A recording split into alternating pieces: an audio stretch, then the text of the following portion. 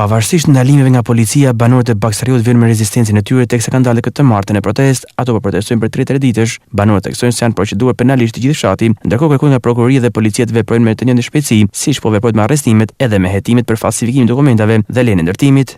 Ne jemi proceduar gjithë fshati dhe unë jam në hetim, jam njoftuar ditën e 7 paraqit në polici për të në sqarim, kam shkuar bashkë me bashkëshortit.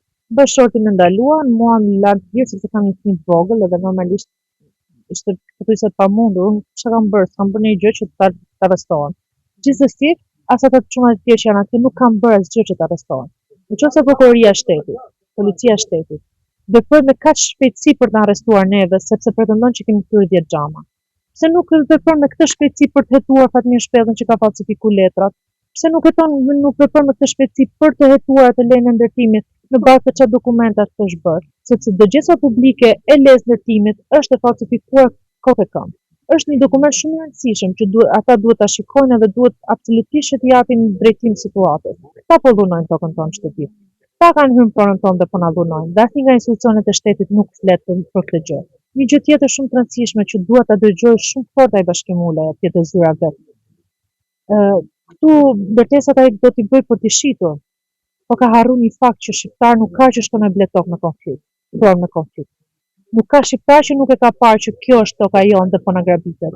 Nuk ka shqiptar që do vi do hedhi lekët këtu në një pronë të grabitur që di që është me konflikt dhe di që nesër do i dalë zoti i vërtet. Në momentin si jemi të vendosur në tash në këtë moment, jam në tokën e bardhës të gjyshit. Unë jam bërë 7 vjeç, jam jam rrit në këtë tokë. Kam kërkuar instancave më të larta, qysh me kryeministrit, qysh me Partisë Demokratike dhe Sali Berisë direkt i kam kërkuar të na mbështesin në këtë problem. Ton ky popull i një gjuhë se çfarë flasin. Zotni, na pretendojmë se ato tokat parëve tonë i kemi letrat. Të kërkojmë një ballafaqim, të shtrohna me letra njerëzore, cili ka të drejtë ti napim dorë njëri tjetrit. Kjo nuk është investim, ky nuk është. Kjo as me kanë në një bazë ushtarake ku zoti e din, nuk mbrohet me kaq forca.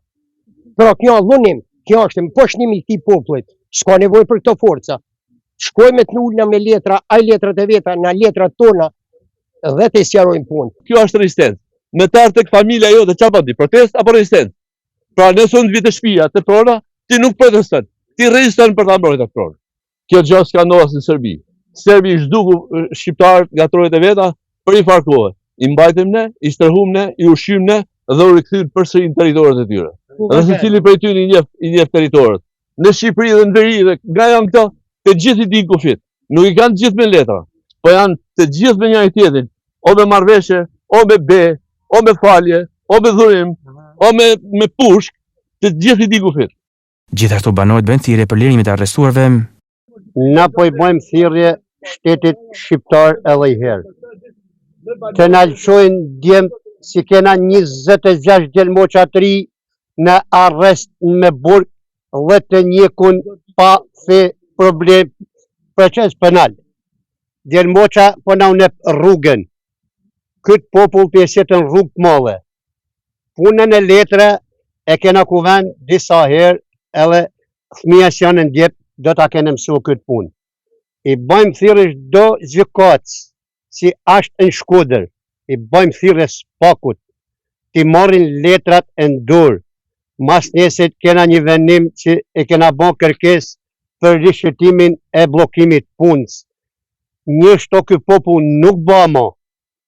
Populli ka shpirti me dalë. Pavarësisht protestet banorëve, firma ka avancuar me punimin në zonë.